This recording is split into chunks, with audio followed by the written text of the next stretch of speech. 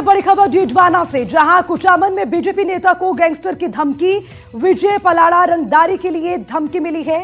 Gangster Virendra चारण की ओर से तीसरी बार ये धमकी दी गई है। देखिए, बड़ी जानकारी आपको दे दें क्योंकि लगातार इस तरह के कई मामले सामने आते रहे हैं। ये धमकियों का दौर भी देखने को मिल रहा है।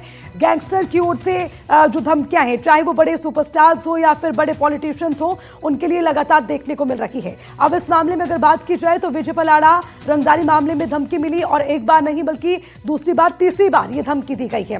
विजय पलाड़ा को वॉइस मैसेज भेजकर ये धमकी दी गई, जिसमें रमेश रुलानिया की तरह जान से मारने की बात कही और कहा कि पुलिस और प्रशासन भी इसमें आपको नहीं बचा पाएगी। 2 दिन पहले भी पलाड़ा को यह धमकी दी गई थी। स्थानीय पुलिस थाने में यह मामला दर्ज करवा दिया गया। विरोध में आज कुचामन बंद का ऐलान भी कर दिया गया है। तो साफ तौर पर कहा जा सकता है कि इस तरह से जो ये धमकी का सिलसिला चल रहा है, 1 बार 2 बार और फिर 3 बार धमकाया जा रहा है। अब इसी को लेकर गुस्से में लोग हैं, आक्रोश है और आज इसी के विरोध में कुचामन बंद का ऐलान भी कर दिया गया है। अब इसी मामले से जुड़ी हुई ये 2 तस्वीरें आपको दिखाते हैं। पहली तस्वीर जिसमें आपको नजर आएंगे बीजेपी के नेता विजय पलाड़ा, जिनको धमकी भरा कॉल आया। उसके अलावा बिल्कुल राइट साइड में दूसरी तस्वीर आपको दिखाएंगे जिसमें वॉइस नोट भेजकर ये धमकाने की कोशिश की गई, वो भी आपको दिखा रहे हैं। अब आगे बढ़ते हुए एक एक करके इस मामले से जुड़ी हुई 3 तस्वीरें आपके टीवी स्क्रीन पर। पहली तस्वीर वो चेहरा जिसको लेकर ये धमकी भरा कॉल आया है, बीजेपी के नेता हैं। और दूसरी तस्वीर आपको दिखा रखे जिसमें व्हाट्सएप पर धमकी भरा ऑडियो आपको इस व्हाट्सएप डिटेल में नजर आएगा। इसके अलावा एक तीसरी तस्वीर आपको दिखा रखे हैं। ये तस्वीर है वीरेंद्र चारण की, यानी कि गोदारा गैंग से वीरेंद्र चारण जिसने धमकाया, धमकी भरा ऑडियो नोट भेजा है, उसी की तस्वीर आपको दिखा रखे हैं। और इसी खबर पर ज्यादा जानकारी के साथ डीडवाना से जहीर अब्बास हमारे साथ जुड़ गए हैं, उनसे तमाम जानकारी लेंगे। सबसे पहले जहीर ये बताइए जरा कि जो धमकी भरा कॉल आया है, इसको लेकर क्या एक्शन हुआ है, कहां से कॉल आया और इसको लेकर जो शिकायत की गई उसको लेकर लोगों का रुख क्या है, दोनों पर जरा पूरा अपडेट दीजिए विस्तार से।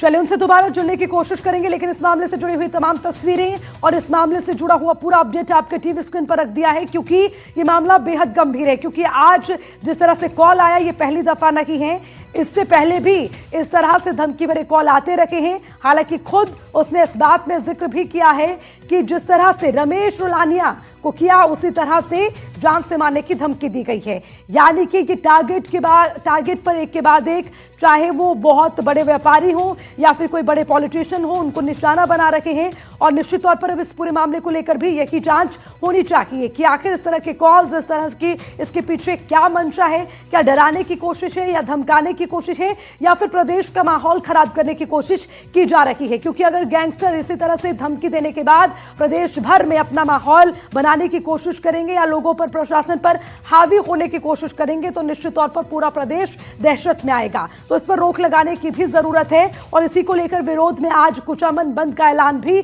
कर दिया गया। ये लगातार तस्वीरें से जुड़ी हुई, एक वो व्हाट्सएप डिटेल जिसमें आपको वो वॉइस नोट यानी कि जो ऑडियो भेजा गया है जिसमें धमकी दी गई है, वो आपको दिखा रखे हैं। उसके अलावा ये 2 चेहरे आपके टीवी स्क्रीन पर है। पहला वो जिसको धमकाया जा रहा है यानी कि बीजेपी के नेता, और उसके अलावा ये दूसरा जो फोटो आप देख पा रखे होंगे, इसमें उसी वीरेंद्र चारण का हम जिक्र कर रखे हैं जो कि गोदारा गैंग से संबंध रखता है और ये धमकी दी गई है। तो ये तस्वीरें आपके टीवी स्क्रीन पर और उसके बिल्कुल ठीक ऊपर जो ब्रेकिंग चल रही है, उसमें लगातार एक के बाद एक तमाम डिटेल भी हम आपको दे रखे हैं कि आखिर इस पूरे मामले को लेकर क्या कार्रवाई हो रही है, अब तक क्या क्या स्टेटमेंट्स आए हैं, किस तरह से धमकी दी गई। और अब इसी खबर पर ज्यादा जानकारी के साथ हमारे संवाददाता डीडवाना से जहीर अब्बास उस्मानी हमारे साथ है, सीधा उनका रुख करेंगे। जहीर, सबसे पहले जरा ये बताइए कि इस पूरे मामले को लेकर जो ऑडियो नोट आया, उसके बाद क्या शिकायत हुई, क्या कार्रवाई, इसके पीछे क्या मंशा समझ में आ रही है, क्यों ये गैंगस्टर्स इस तरह की धमकी देकर लोगों को डरा रखे हैं, उकसा रखे हैं? जी देखिए, मैं आपको बता दूं, सबसे पहले तो 2025 का एक वाकया हुआ था। 7 अक्टूबर 2025 को कारोबारी रमेश रुलानिया को भी धमकी दी गई थी और रंगदारी नहीं देने पर उनकी गोली मारकर हत्या कर दी गई थी। तो जाहिर सी बात है, गैंगस्टरों और बदमाशों द्वारा जो व्यापारी वर्ग है जो नेता वर्ग है, उनको लगातार धमकाया जा रहा है और उनसे रंगदारी की मांग की जा रही है। इसी क्रम में अब जो भाजपा के जिला उपाध्यक्ष हैं विजय सिंह पलाड़ा, उनको धमकी देकर रंगदारी की मांग की गई है। उन्हें कहा गया है कि या तो वे रंगदारी दे, अन्यथा वे अपनी जान से हाथ धो बैठेंगे। इस मामले के इस धमकी के बाद में विजय सिंह पलाड़ा ने कुचामन पुलिस थाने में मुकदमा दर्ज करवा दिया, जिसके बाद बदमाश जो है वो और ज्यादा आक्रोशित हो गए और उन्होंने दोबारा और तीसरी बार भी उनको धमकियां दी है, वॉइस नोट भेजे हैं। उन्होंने कहा है कि चाहे वो पुलिस से सुरक्षा ले लें या कहीं भी चले जाएं, उन्हें नहीं छोड़ा जाएगा और उन्हें जान से हाथ धोना पड़ेगा। इस मामले के सामने आने के बाद में पुलिस ने मामला दर्ज कर जांच शुरू कर दी है, लेकिन इसके बावजूद धमकियों का सिलसिला नहीं थमा है। कल शाम तक जो है इन गैंगस्टरों द्वारा, रोहित गोदारा और वीरेंद्र चारण के गैंगस्टर जो है उनके द्वारा अब तक 3 दिनों में 8 वॉइस कॉल आ चुके हैं, जिनमें साफ तौर पर धमकियां दी गई है और जान से मारने की उन्हें चेतावनी दी गई है।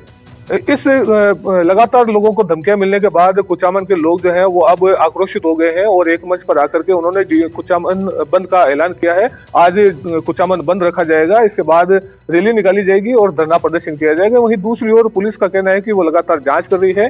इस मामले में बदमाशों का सोशल मीडिया पर महिमा मंडन करने वाले 25 लोगों को भी डिटेन किया गया है।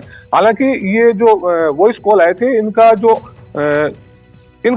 कॉलिंग कोड है वो यूके का बताया जा रहा है। तो पुलिस अब इस मामले की इंटरनेशनल स्तर को जोड़ करके भी जांच कर रही है। जी, अब्बास उस्मानी, इस पूरे मामले में कुचामन बंद का ऐलान भी किया गया है। विरोध में क्या सुर उठ रहे हैं, क्या लोगों की मांग है इस तरह की धमकी को लेकर? विरोध में इसलिए वो सवाल उठ रहे हैं क्योंकि लगातार लोगों को धमकियां मिल रही है। 2025 में भी 5 लोगों को धमकियां दी गई थी, जिनमें से एक रमेश रुलानिया भी थे, जिनसे रंगदारी की मांग की गई थी। रमेश रुलानिया ने बदमाशों को रंगदारी देने से मना कर दिया था, जिसके बाद रमेश रुलानिया की हत्या कर दी गई थी। उसके बाद भी धमकियों का सिलसिला नहीं थमा था और उसके बाद 3 लोगों को और धमकियां मिली थी और बीते दिनों फिर विजय सिंह पलाड़ा को भी धमकियां मिली है। तो लोगों का गुस्सा साफ तौर पर जाहिर है, अपनी सुरक्षा को लेकर के और अपने कारोबार को लेकर के लोग आक्रोशित होते हैं। ठीक है, बहुत बहुत शुक्रिया आपका इस खबर पर तमाम जानकारी के लिए। अब भरतपुर से बड़ी खबर, होटल में युवक से मारपीट, थाने के पास युवक पर फायरिंग का मामला। पीड़ित ने थाने में रिपोर्ट दर्ज करवाई है और इस रिपोर्ट के आधार पर 3 आरोपी गिरफ्तार किए गए हैं। ये बड़ी खबर, थाने के पास युवक पर फायरिंग का मामला और इस पूरे मामले को देखते हुए पीड़ित ने थाने में रिपोर्ट दर्ज करवाई, जिसके बाद इस मामले को लेकर कार्रवाई की गई है। रिपोर्ट के आधार पर 3 आरोपी गिरफ्तार कर लिए गए, जिनसे देशी पिस्टल, 5 जिंदा कारतूस बरामद किए गए हैं। होटल में युवक से मारपीट का मामला, ये बड़ी जानकारी, और उसके बाद थाने के पास ही युवक पर फायरिंग की भी जानकारी सामने आई, जिसके बाद इस मामले को लेकर पीड़ित ने थाने में शिकायत दर्ज करवाई। होटल में कल हमारे पास सूचना आई परिवादी के द्वारा कि उसे सनस्टार होटल पर अज्जू ठाकुर और उसके साथी के द्वारा धमकी दी गई, उस पर पिस्टल तानी गई और फिर बिजली घर चौराहे के पास फायरिंग भी की गई। इसी पर पुलिस ने त्वरित कार्रवाई की। थाना मथुरा गेट और डीएसपी टीम ने, जो इसमें तीनों नामजद आरोपी थे, अज्जू ठाकुर, कौशल और जीतू सहजवानी, तीनों को गिरफ्तार कर लिया और आगे जो कानूनी कार्रवाई है वो करी जा रही है। इनसे 1 पिस्टल और 5 राउंड भी बरामद कर लिए। और अब इसी खबर पर ज्यादा जानकारी के साथ ललितेश कुशवाहा हमारे साथ जुड़ गए हैं। ललितेश, इस पूरे मामले को लेकर जरा बताइए, क्या इसमें जानकारी सामने आई, क्यों युवक के साथ मारपीट हुई, फिर उसके बाद फायरिंग हुई, क्या कार्रवाई इसमें की गई आरोपियों को पकड़ने के बाद? जरा पूरा अपडेट इस पर। बिल्कुल अर्चना, देखिए 14 फरवरी की रात की घटना है। गोपालगढ़ का रहने वाला सुमित था, जो अपने दोस्तों के साथ जन्मदिन पार्टी मनाने के लिए एक सारस चौराहे पर निजी होटल है वहां गया हुआ था। इसी दौरान जो हार्डकोर अपराधी है अज्जू ठाकुर, वो वहां पहुंचा था अपने साथियों के साथ और जैसा कि आरोप लगाया है पीड़ित ने कि बेवजह उन्हें परेशान किया गया, मारपीट की गई और जब वो शिकायत करने के लिए पहुंचे तो थाने से ठीक पहले ही उसने 6 से 7 राउंड फायरिंग की गई थी, जो वो इस गोली से बाल यानी उस फायरिंग में बाल बचा था। इसको लेकर के उसने मथुरा के थाने पुलिस में मामला दर्ज कराया था। पुलिस ने जो मुख्य आरोपी है अज्जू ठाकुर, उसे भी गिरफ्तार कर लिया, साथ में उसके जो भी साथी थे उन्हें भी गिरफ्तार कर लिया और जांच की जा रही है। जी ठीक है, बहुत बहुत शुक्रिया इस खबर पर तमाम जानकारी के लिए।